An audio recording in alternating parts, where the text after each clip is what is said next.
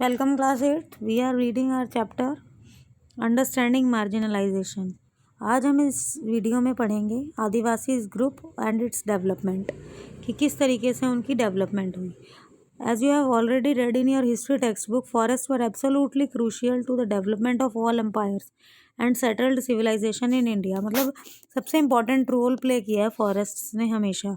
Metal ores हैं, चाहे iron ore है, copper, gold, silver, coal, diamond, जितने भी वैल्यूएबल टिम्बर है, मेडिसिनल हर्ब्स हैं, एनिमल प्रोडक्ट है, एनिमल देमसेल्व्स, ये सारी चीज़ें फॉरेस्ट से आई हैं.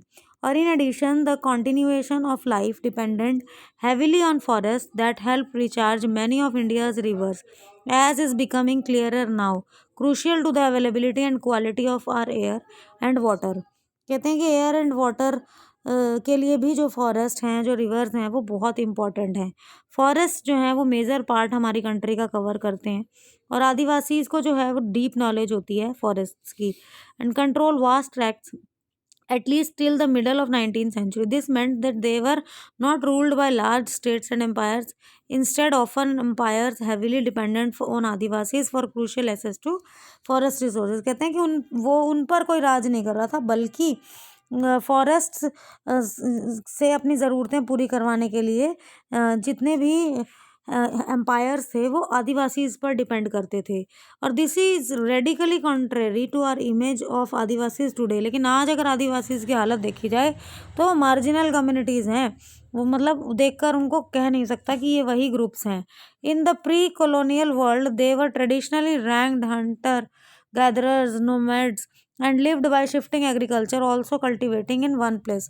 कहते हैं कि वो मतलब प्री कॉलोनियल पीरियड्स में उन्होंने गैदरर्स नोमैड्स हंटर गैदरर्स वाली लाइफ जो है वो स्पेंड की है. Adivasis have been increasingly forced through economic changes से वो बहुत गुजरे हैं.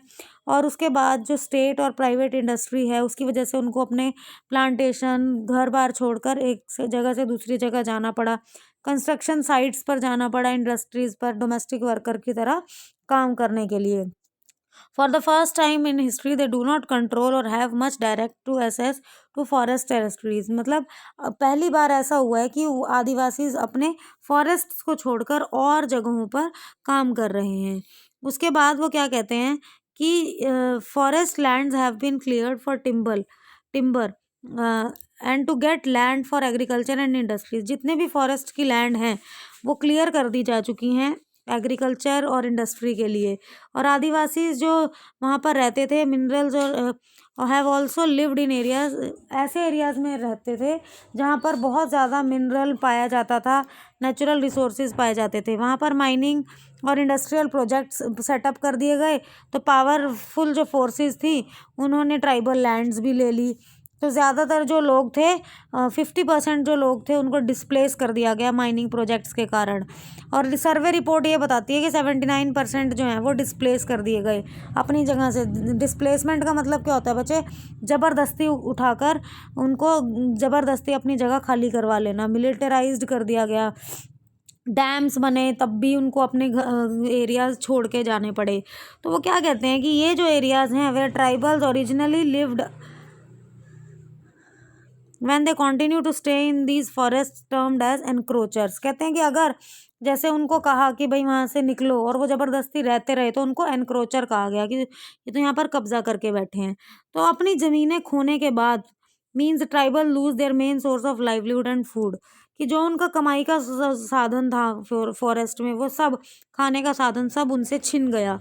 और ग्रेजुअली उनका जो ट्रेडिशनल होमलैंड था वो भी छिन गया. आदिवासी माइग्रेट हो गए सिटीज़ में काम के लिए, कम वेजेस पे वो काम करने लगे कंस्ट्रक्शन साइट्स पे. और साथ ही साथ पावर्टी और डेप्रिवेशन की जो साइकिल थी उसने उन्हें घेर लिया. और 45% tribal groups in rural areas and 35% in urban areas poverty line के बिलो रह रहे थे. This leads to deprivation in other areas. Many tribal children are malnourished. Literacy rates among tribals are very low. जो literacy rate है, जो पढ़ाई का जो रेट है, ज़्यादातर बच्चे इलिटरेट पाए जाते हैं वहाँ पर. आगे आते हैं माइनॉरिटीज़ एंड मार्जिनलाइजेशन. माइनॉरिटीज़ मतलब ऐसे ग्रुप्स जो नंबर ऑफ पीपल जिनमें कम होते हैं. तो वो क्या कहता है कि कॉन्स्टिट्यूशन सबको सेफ गार्ड प्रोवाइड कराता है, चाहे वो रिलीजियस हो, लिंग्विस्टिक मार्जिनलाइज्ड हो, सॉरी माइनॉरिटी हो। तो माइनॉरिटी ग्रुप्स जो हैं उनको सेफ गार्ड प्रोवाइड किया गया है। The term minority is commonly use to refer communities that are numerically small in relation to the population. ऐसे कम्युनिटीज जिनमें पॉपुलेशन से बहुत कम होती है, तो वो क्या कहते हैं कि it encompasses issues, power, access to resources, has a social cultural dimensions. As you read in Unit 1, the Indian Constitution recognizes that culture of the majority influences that way the society and government might express themselves. In such cases, size can be disadvantage and lead to the marginalization of relatively smaller communities.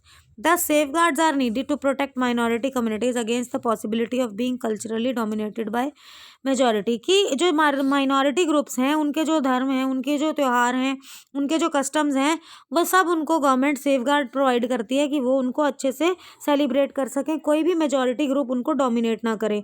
और इसके अलावा उनको discrimination से भी protection दी जाती है। कहते हैं कि condition communities that are small in number relative to rest society में फील इनसिक्योर।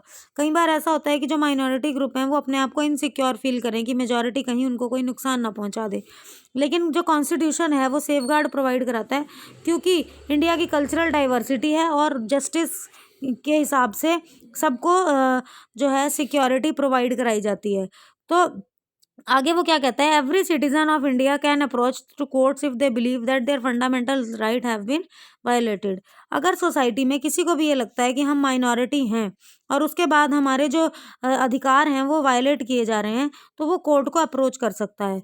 उसके बाद हम देखते हैं कि जो मुस्लिम्स हैं उनकी मार्जिनलाइजेशन किस तरीके से है। According to 2011 census, Muslims are 14.2% in Indian population.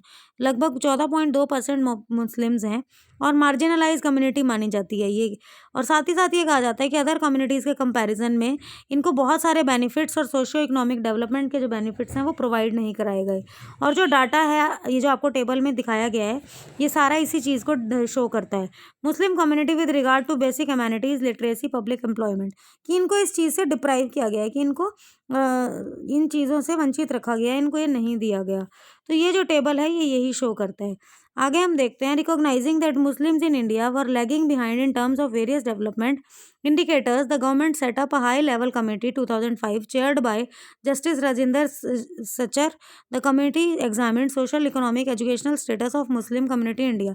कहते हैं जब ये देखा गया कि इनको जो है डेप्रिविएशन है, इनको इन चीज़ों से वंचित रखा गया है, तो जो राजेंद्र सचर हैं वो उन्होंने एग्जामिन किया और रिपोर्ट डिस्कस करने के बाद क्या कहा कि it suggest that range of social, economic and educational indicators, the situation of Muslim community is comparable to that of marginalise community like schedule caste and schedule tribe.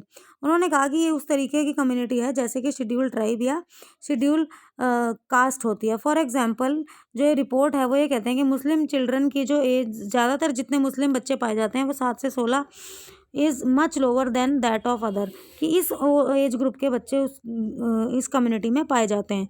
तो ये जो मार्जिनलाइजेशन है इस तरह से दिखाया गया है। आगे हम देखते हैं कि वो क्या कहता है कि in the above section of this chapter we saw how in case of Muslim community there is link between economic, social, marginal. कैसे लिंक है वो क्या बताता है कि in class 7th book you have read unequal status of women in India, कि आदिवासी की तरह वुमेन का भी जो स्टेटस है वो इंडिया में अनइक्वल है।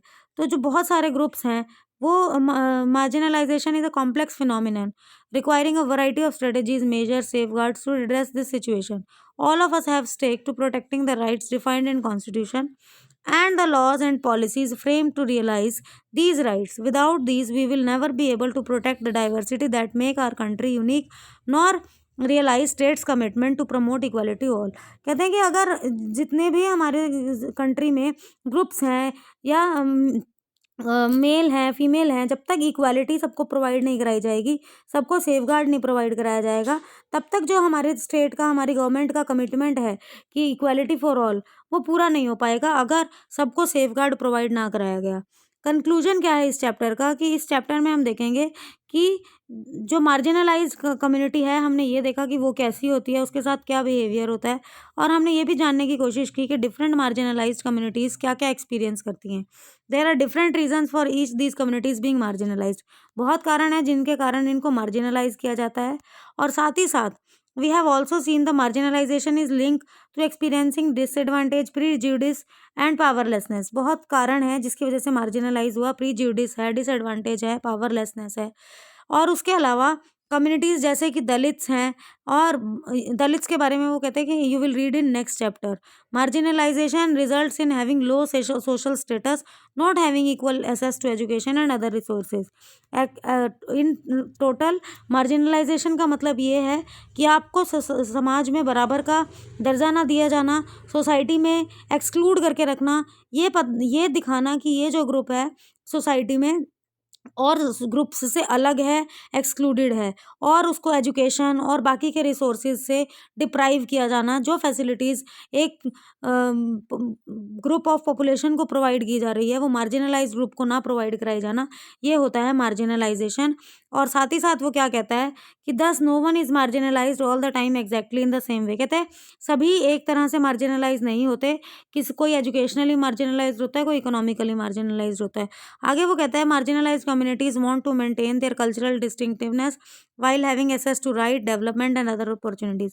कहते हैं ये जो मार्जिनलाइज्ड कम्युनिटी है इनको सोसाइटी में सारे राइट्स भी चाहिए, सारे अधिकार भी चाहिए, लेकिन साथ ही अपने कल्चर और अपने जो कस्टम्स हैं उनको मेंटेन भी रखना चाहते हैं। और वो कहते हैं कि नेक्स्ट चैप्टर में हम पढ़ेंगे कि डिफरेंट ग्रुप्स किस तरीके से मार्जिनलाइजेशन को कन्फ्रंट करती है, उसको फेस करती है, और फेस करने के बाद क्या क्या प्रॉब्लम्स आती हैं। So this was your chapter class understanding marginalisation. I hope this chapter would be clear to you. Thank you very much.